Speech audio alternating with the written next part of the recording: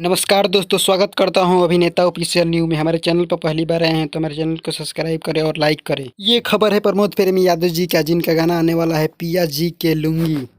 उसी के बारे में बहुत ही बड़ी जानकारी देने वाला हूं कि वो ये गाना कब और कितने बजे रिलीज किया जाएगा। इस गाने को गाए हैं प्रमोद प्रेमी यादव और संध्या सरगम ने मिलकर, और म्यूजिक दिए हैं आर्या शर्मा और गीत लिखे हैं कृष्णा बेदर्दी। और इस गाने को रिलीज किया जाएगा speech record Bhojpuri YouTube channel पर। हाँ दोस्तों, कल सुबह 7 बजे ये गाना रिलीज किया जाएगा स्पीच रिकॉर्ड भोजपुरी के यूट्यूब चैनल पर। उम्मीद करता हूँ कि ये खबर आप लोगों को अच्छी लगी हो तो हमारे चैनल को सब्सक्राइब करें और लाइक करें, साथ ही कमेंट करें कि ये वीडियो कैसे लगी। मिलते हैं नेक्स्ट वीडियो में किसी बवाल खबर के साथ बहुत ही जल्द। खेसारी लाल यादव या निरहुआ या पवन सिंह, कोई भी बड़े एक्टर की खबर लेकर आ रहा हूँ बहुत ही जल्द।